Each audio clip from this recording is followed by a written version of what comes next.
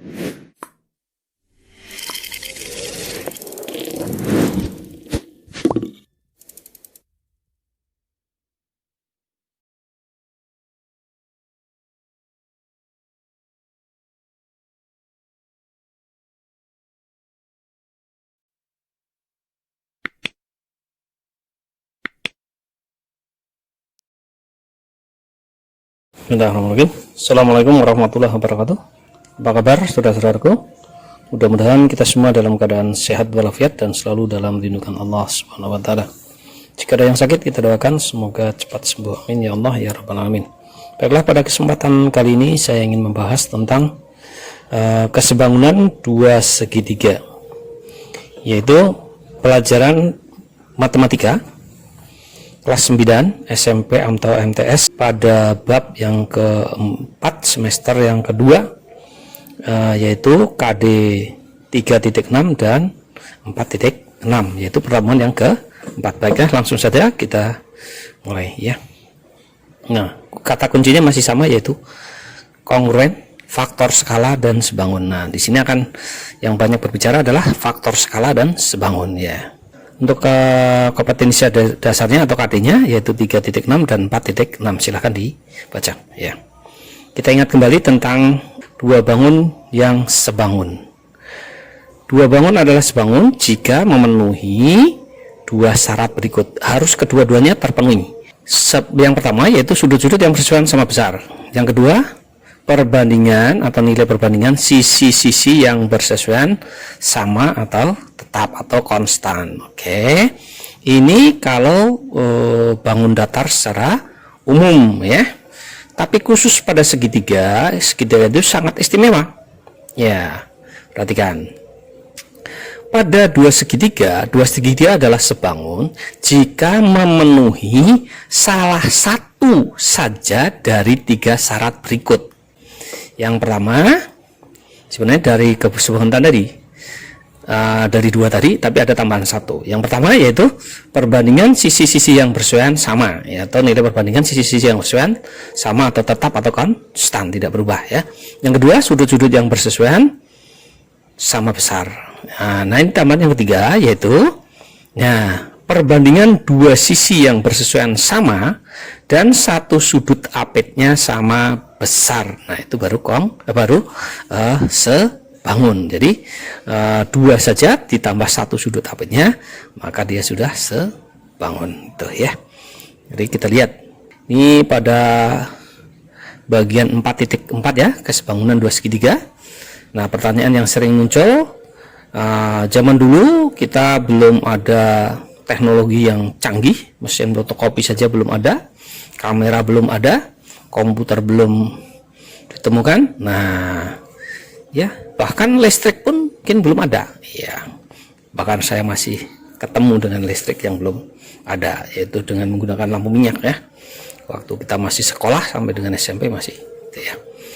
Terus bagaimana caranya? Nah, ini kalau kita pengen memenuhi dua segitiga atau lebih dikatakan sebangun, bagaimana pula cara mengukur tinggi menara atau tinggi bangunan atau tinggi gedung atau tinggi pohon yang tinggi tanpa harus mengukur secara langsung, tanpa naik secara langsung. Oke, nah, salah satunya adalah dengan menggunakan kesebangunan dua segitiga ya. Sekarang lihat, nah, ini salah satu, perhatikan gambar alat ini adalah salah satu cara untuk menjiplak gambar ya, bisa diperbesar ya. Ukuran yang tadinya kecil bisa kita perbesar. Ukurannya bagaimana? 2 kali, 3 kali, bisa 4 kali atau 5 kali, tergantung kita membuatnya. Oke, inilah yang disebut dengan pantograf. Nah, sekarang perhatikan bentuk, kita salin bentuk pantograf tadi adalah menyerupai gambar seperti ini. Ini adalah segitiga sama kaki ya, segitiga sama kaki. Coba kita lihat, kalau ukuran seperti ini berarti kan ada beberapa segitiga. Yang segitiga itu adalah sebangun. Nah, nanti akan kita lihat ini sebangun, atau kita buktikan bahwa beberapa segitiga yang ada dalam ini adalah sebangun. Coba kita berpikir, kalau ada pertanyaan berapa kali ukuran gambar yang dihasilkan, kalau dari A ke F adalah 10, dari F ke B adalah 30. Ya, dari F ke D berarti sama dengan 10 juga, dari E ke C juga 30 sama, ya. Oke, bagaimana menurut kalian? Berapa kali? Ada 10, ada 30. Ya, mungkin kita berpikir 3 kali. Kita simpan. Sebenarnya bukan 3 kali, tapi justru 4 kali, karena yang satunya adalah untuk yang 10 itunya sendiri. Penambahannya adalah 30. Ya, jadi asal muasalnya misalnya 10 cm menjadi seluruhnya menjadi 40 cm. Nah, nanti kita akan buktikan seperti itu. Nah, sekarang perhatikan.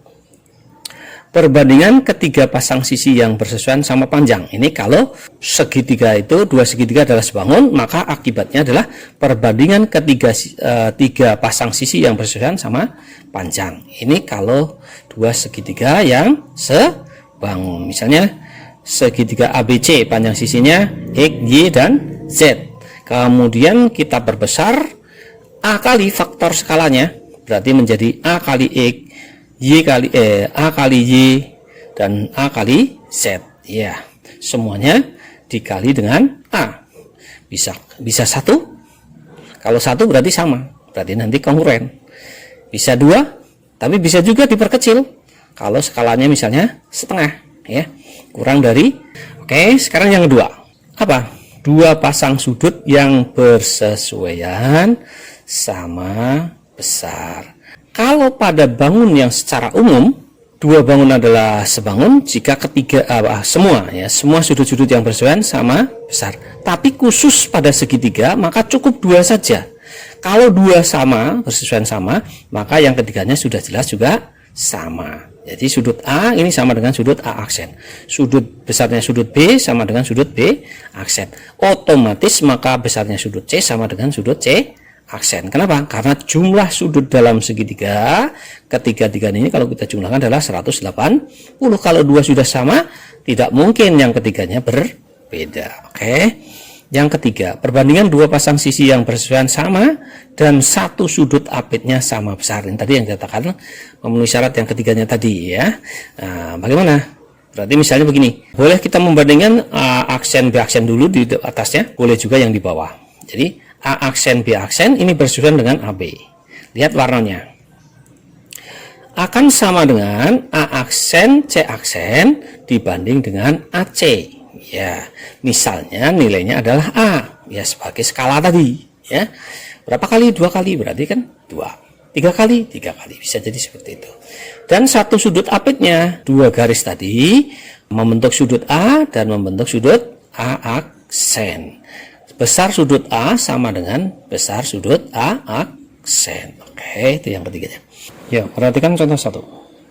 Kita punya segitiga ABC dengan panjang sisi 2 cm, 3 cm, dan 4 cm.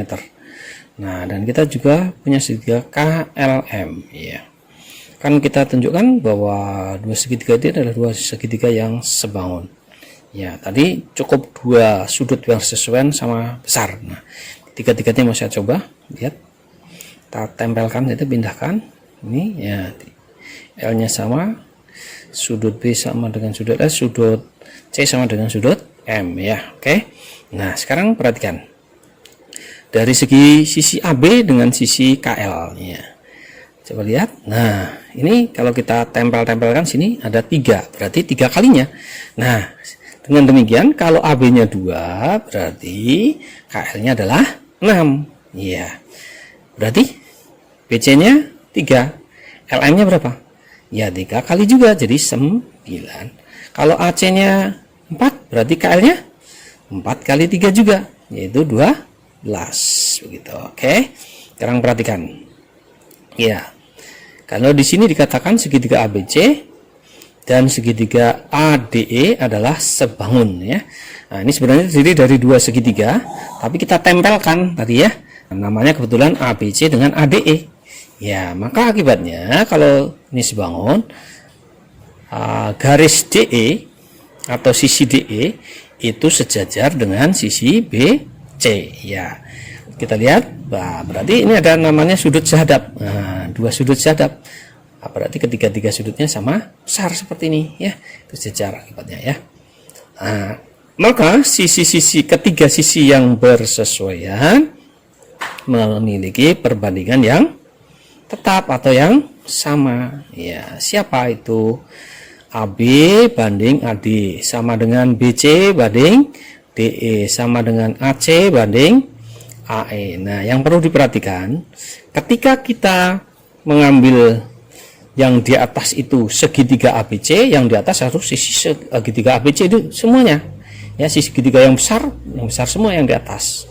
Nah, tinggal kita sesuaikan sisi pada segitiga ADE untuk yang di bawahnya. Boleh nggak kalau yang segitiga kecil dulu yang kita tulis? Boleh. Makanya dia tulis, atau misalnya mau nulisnya AD per AB sama dengan DE per BC sama dengan AE per AC. Nah, ini nanti berguna untuk menghitung salah satu sisi atau salah satu ruas garis yang belum diketahui dengan kita mengambil cukup 2 pasang saja gitu. Nah, sekarang perhatikan contohnya ya. Nah, jika DE sejajar dengan BC ya, kemudian panjang DB, D ke B adalah 5, B ke C 16, kemudian A ke D 5 juga ya. Pertanyaannya, berapakah panjang DE ya? DB 5, AD juga 5 ya. Nah, bisa kita tempelkan 5, AD juga 5. BC nya 16, berarti yang ditanya adalah panjang DE. Maka kita tulis dulu DE. DE itu bersesuaian dengan siapa? BC sama dengan siapa? Yang sudah diketahui. Jangan ngambil yang belum diketahui ya. Jangan ngambil AE, jangan ngambil AC ya. Nah, kenapa? Karena AE nya belum tahu, AC nya juga belum tahu. Berarti yang kita tahu adalah sisi dari AD dan AB ya. Nah, tapi ini harus hati-hati. Di sini AB tidak kelihatan AB-nya, tapi ada AD, ada DB. AD-nya 5, DB-nya juga 5. Berarti AB-nya yaitu 10 gitu ya. Oke, berarti kita masukkan. Nah, itu DE-nya yang ditanya, BC-nya adalah 16, AD-nya adalah 5, AB-nya adalah dari A ke D5, dari D ke B5, 5 tambah 5 jadi 10. Hati-hati di sini ya. Ya, oke. Sekarang 5 per 10 bisa disederhanakan menjadi berapa? 1 per 2, berarti 1 kali 16, D-nya adalah 1 kali 16 dibagi 2. 1 kali 16, 16 bagi 2 yaitu 8. Jadi D-nya adalah 8 cm. Saya yakin mudah ya. Seperti itu, tinggal kita bandingkan sisi yang bersesuaian untuk menghitungnya yang sudah diketahui. Oke. Nah, sekarang perhatikan, kita coba, silakan. Di sini sudah diketahui segitiga ABC dan segitiga ADE sebangun. AE-nya 9, AD-nya 6, DE-nya 12, dan EC-nya adalah 6 juga. Pertanyaannya, tentukan panjang BC dan panjang DB. Jadi ada 2 yang harus kalian hitung, yaitu BC dan DB. Silahkan dicari seperti contoh sebelumnya.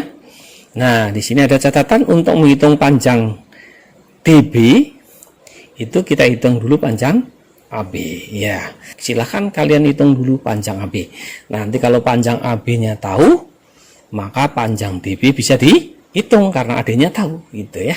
Oke, selamat mencoba. Saya yakin tidak sulit selama kita mau belajar dengan sungguh-sungguh. Mudah-mudahan Allah selalu memudahkan kita dalam belajar. Ya, semoga video ini bermanfaat. Jangan lupa dukung terus channel ini dengan cara like dan subscribe. Juga share. Dan juga jangan lupa aktifkan notifikasi loncengnya agar tidak ketinggalan informasi, dan jangan lupa tinggalkan komentar ya. Terima kasih. Assalamualaikum warahmatullahi wabarakatuh.